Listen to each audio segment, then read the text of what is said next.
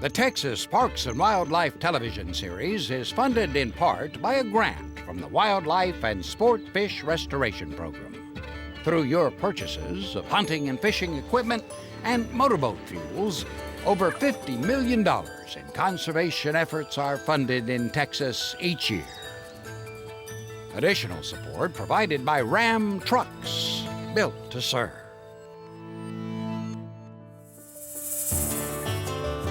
Coming up on Texas Parks and Wildlife. I like to say you can do anything with an ing here. That includes fishing, camping, biking, swimming. I love hearing the quail, and when they sing to one another, it's like a love song. People had 2, 3, 4 copperheads in their yard. I'd never had anybody report 150 copperheads in a season.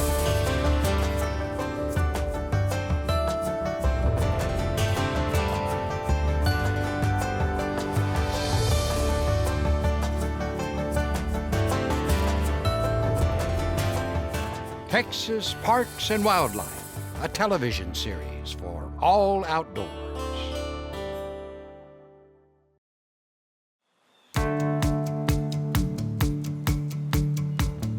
Huntsville State Park is located in the piney woods of East Texas. And you turn down the road and you start driving through that tunnel. It's like this really cool portal that takes you away from the hustle and bustle. It all just kind of gets left behind you as you get deeper and deeper into the woods until you get to the park itself. I like to say you can do anything with an ing here.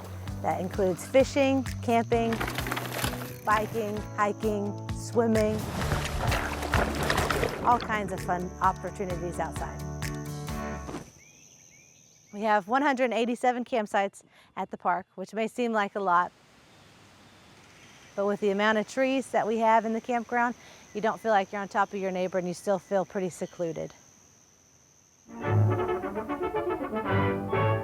We are a CCC park. What they did here, they actually built the park itself. We have Lake Raven, which is a man-made lake where they built an earthen dam that blocked off the flow of 3 creeks and streams that go through this region of the forest. And by building that dam, they created the lake that we have today. And we wouldn't have it if it wasn't for the CCC. You can swim in the lake in our designated swimming area. The water is like, it's just like the perfect temperature. Oh, it's really fun. Like, there's a lot of activities to do, and also getting on boats is pretty cool. Perfect. So we have a boathouse here at the state park. Awesome. If you're a first-time boater and you'd like to try it out, All right, see y'all later. you can rent one here. That includes canoes, paddle boats, and kayaks. Yeah, it's really pretty. I like how everything's curved in with the trees, and how the wind is like blowing in my face, and it's so fresh.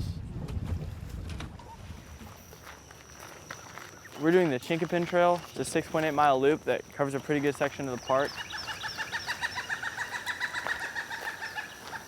That's cool. What I really like about the trail is that it's really shaded, so it's good in all weather. It's really remote. It gives you kind of a feel of seclusion and a really good foresty vibe. This park's rarely crowded, and so a lot of times you can hit the trail, and especially during the week, I got it to myself. Yeah, it's nice. It can get challenging, yes. You get a lot of gullies and draws that go in and out.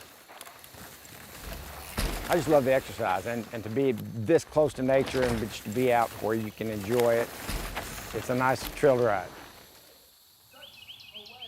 My name is Ranger Ted. The Alligator Workshop is this really fun hands-on activity where I'll have a baby alligator, go ahead, for people to actually touch and feel and see up close. Cool. This one is a boy, this one's her brother. How often do you get a chance to say that you got to actually touch a baby alligator? You got to feel it, you got to stroke its belly. So it's a really great opportunity for these families, these kids, these adults, go ahead and feel the belly, to be able to go home and tell everyone, I touched and pet a baby alligator. So it's a really cool opportunity.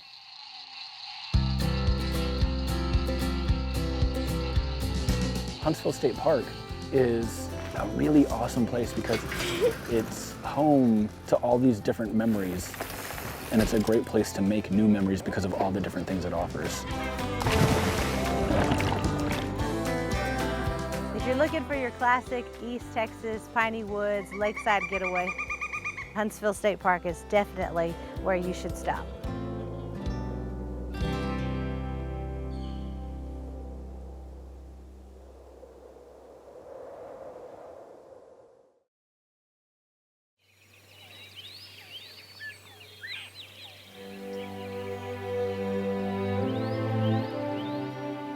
I love hearing the quail, and when they sing to one another, it's like a love song.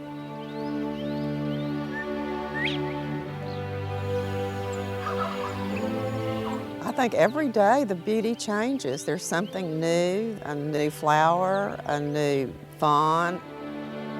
Just every day is different.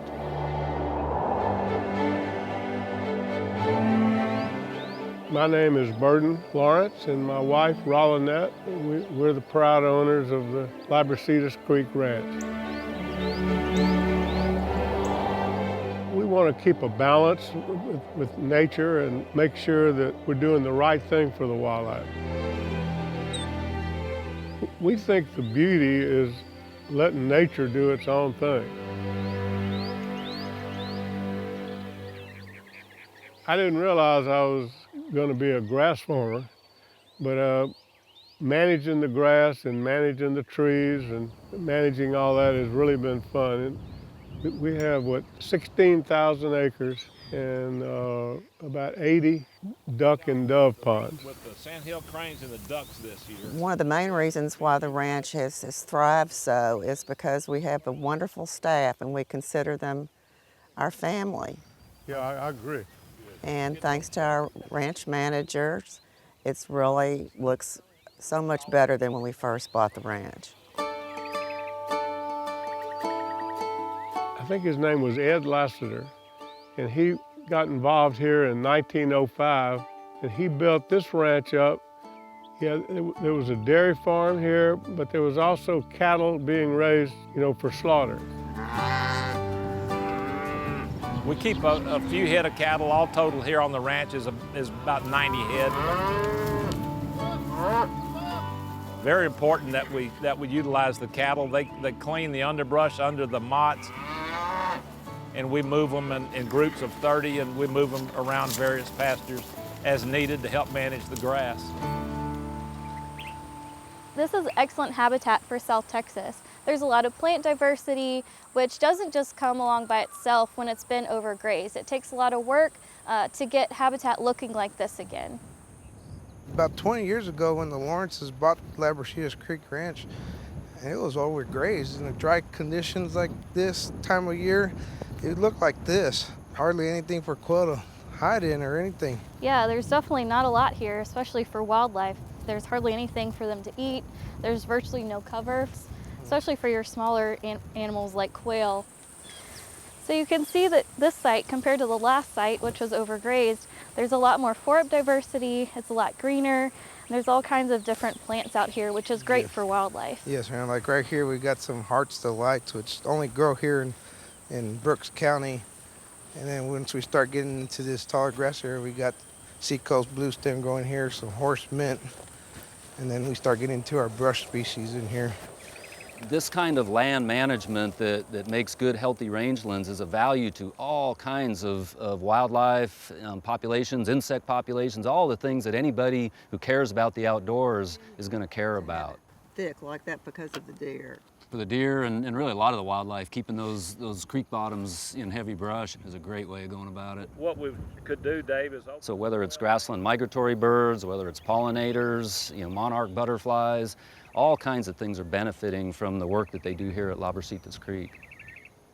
Mother Nature does a big part of it when we get rain, but the little things that we do helps out, just gives it that extra little bump that wildlife needs to survive. Like winter plowing, prescribed burning. We quailorate, and it's a unique piece of equipment that simulates cattle hoof prints. We have 18 food plots that we grow various crops for the birds every year. We have 12 waterfowl habitat compounds, we call them, and it's just a marvelous work of nature. All the animals love that, and it's some of our primary tools that we use that we love to use. Let's go look for some fish or something to talk about. Come on, slowly, be careful. Yeah, they're all in this grass here. Bring all the kids out here because they need to learn about nature. Oh, there's some fish in there, little bitty ones. Can we touch one? We're just looking through a duck pond, see different kind of invertebrates, snails, kind of teaching them what's in the water, what the ducks eat, and what that stuff does for wildlife. Look, here's a midge fly right here. Oh, see that? And that's our key, number one goal is to try to teach everybody and try to make this a better place. Are you sure there's nothing? Oh, look at that. Yeah, see, look, there's a lot of little bugs.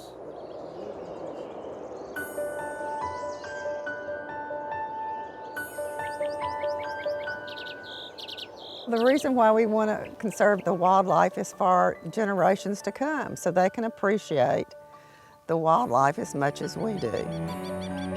My intention is for my wife and I to pass it on to our kids and our grandkids. It really makes us happy that our kids really love it down here.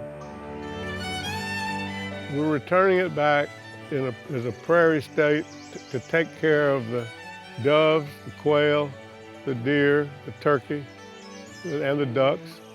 And we have more wildlife on the ranch now than we've ever had.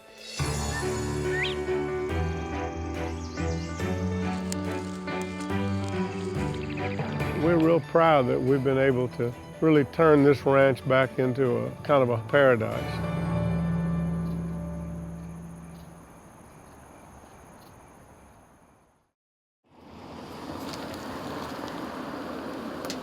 My name is Dale Blassingame. I'm instructor for this course. I'm incredibly happy that everyone is here. Thank you for getting here on time. Dale Blassingame is a journalism instructor at Texas State University. So that's the first project. This weekend, he's taking his class to Garner State Park in the Texas Hill Country. I'm Julie, electronic media senior. This is my second time here. Dale is experimenting with a new approach to telling stories. And that will have to be shot and edited solely on your phone, all right? That's a world away from traditional classrooms.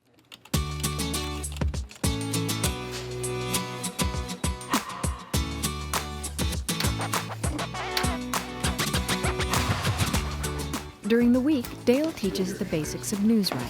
Okay. But chances are these students don't get their news from TV, which is why Dale is diving into today's way of sharing stories, to see if a generation tied to technology can convince their peers to look up from their screens.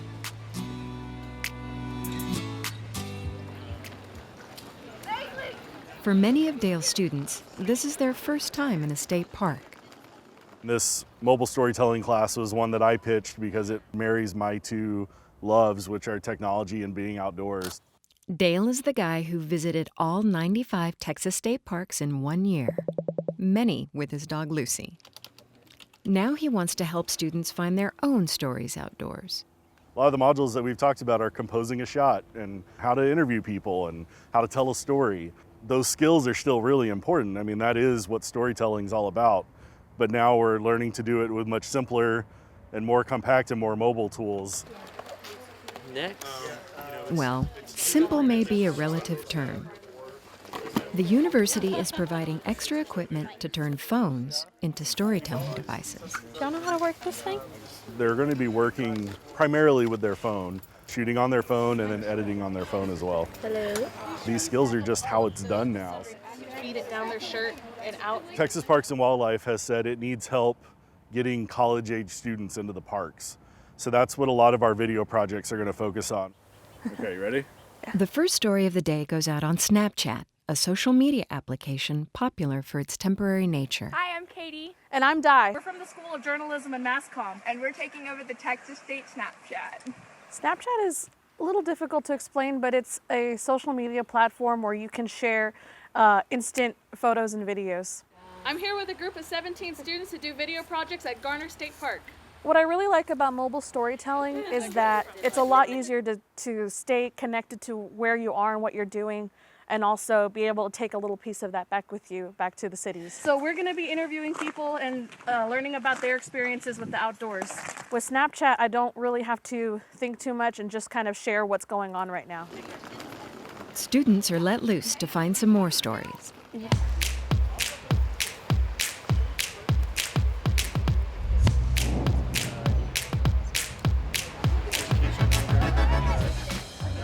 And I'm just really hoping for some creativity. I'm hoping they're not timid or scared to go up and talk to people. What's been your favorite part so far? Well, actually, we just did a hike. Try some stuff and know that it might fail, but at least we tried it and work around it and problem solve. The wind is kind of harsh, though. Ashley and Tori are looking for stories that will inspire people to visit parks. We're using social media as a way to get people like my age getting active, going outside. I am 22 years old, and I'm from Houston, Texas. Awesome, me too. And our generation kind of likes to sit on their phone and watch Netflix. That's my first time going camping. First time? Yeah. I think people just need to know, have a little push, like go outside, it's gonna be fun, I promise. You're not gonna die or anything crazy like that. Is it okay if we interview you? Just like a couple questions really quick. It's really hard to approach a complete stranger.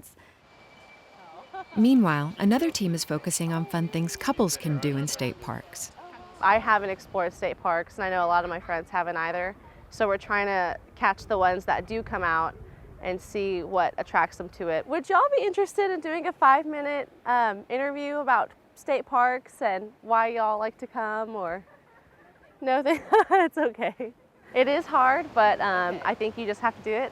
If I thought about it and got nervous every time I did it, I don't think I would have any interviews, and I probably wouldn't be in this field. As the day goes on, Tori and Ashley run into a bit of a snag. We didn't have our mics on. Yeah, our mic wasn't turned on and we lost all of our video. So we're kind of bummed, but we're gonna move forward. For some students, the best way to get a story is to do a little first-hand research.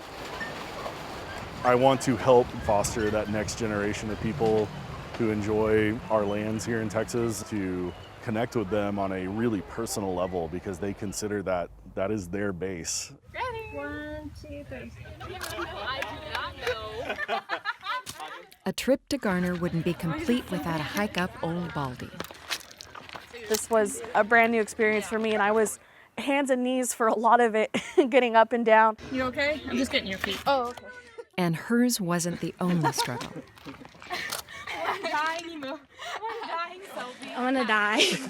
Getting to the summit of the trail is not the end of it. It's the whole journey up and down that is what is important and what is good to reflect on. The view from the top doesn't disappoint. It's really beautiful. My accounts will definitely start being filled with more videos and photos like this. Taking it all in. Just taking it all in when we can. After a long day, the storytellers kick back and enjoy some time around the very first storytelling device. All right, we are roasting marshmallows, and we got one flaming. I do not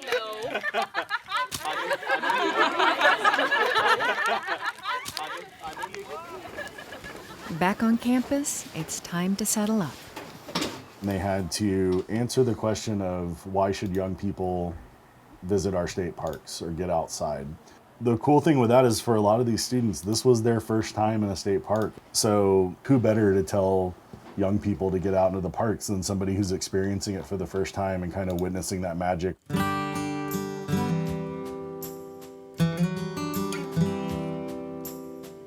Hey, what's up, you guys? My name is Malcolm Gibbs, and I am a senior advertising student at Texas State University. It's such a beautiful day outside. Would you not rather be outside doing something? You could go fishing, you could go on a hike. You really can't understand how important it is and how beautiful it is out here and all of the experiences that you can have.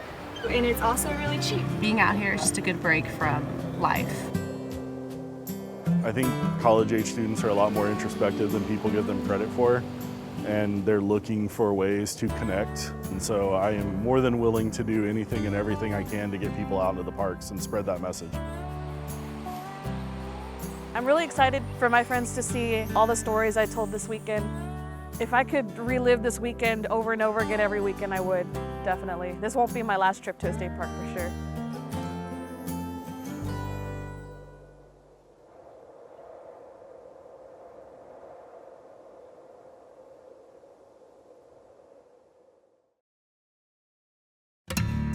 Let Passport to Texas be your guide.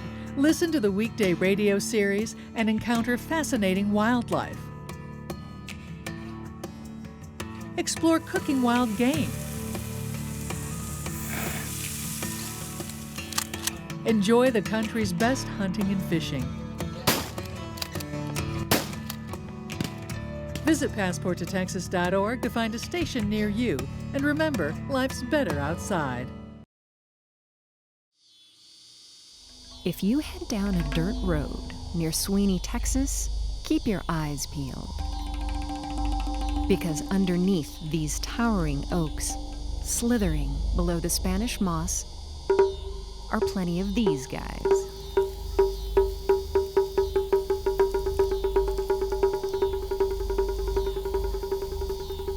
This is Copperhead country. I've dealt with more copperheads than most professionals have, and I'm just a guy that lives in Sweeney, Texas. Lee Hubbard's property is overrun with copperheads. Common throughout much of the state, these small, venomous pit vipers seem to really like Lee's place. At first, he killed the snakes, and after a while, it became too much. Yeah, let's find some. So he called in some help. Well, I've received a number of calls over the years where people had 2, 3, 4, up to 20 copperheads in their yard. I'd never had anybody report 150 copperheads in a season, and it turns out that that's really pretty average around here. There's one right there. Hey, Chris, first one of the night. Is this how you normally find them? Yeah, Just here at the base of the tree? Yep, they sit by the base of the trees waiting for the cicadas. There's that classic pit viper head shape. It's not unusual to find copperheads throughout most of Texas. If you look very closely between the eye and the nostril on the upper lip, you'll see some small pits in the scales above the lip, and those are the heat-sensing organs. Snake specialist Christopher Swanson is collecting these copperheads for science. That's 2. We don't want to hurt these animals. We're trying to collect them as gently as possible. But because they're in a feeding scenario at this time of night, this time of year, we actually have to chase after them. Oh, here we go. You see one? Where? Oh, yeah. Oh, yeah, that's a good size one. Cool. And there's a cicada molt. The copperheads here, this is what they're eating. They're eating the insects. When they come out of the ground and they molt, the snakes feed on them. They actually come up and they'll work their jaws all the way over them without a envenomating bite. They have no purpose to do that, which is why we found their venom very, very interesting. There you go. Scientists believe that a protein found in the venom of copperheads inhibits the growth of cancerous tumors. For Lee, this hits home. His aunt died of cancer, and the next day, a team started collecting copperheads to help with the research. To find out that day, after burying my aunt the day before, that we could do something and possibly help. I have 2 daughters, I have a beautiful wife, so personal. I mean, copperhead venom could save one of my family members. So that's why I do it. It's just fantastic. And here we've turned from a landowner who perceived the copperheads on his property as a nuisance or a potential threat, and now he recognizes them as a potential medical miracle. It's just great. I couldn't be happier.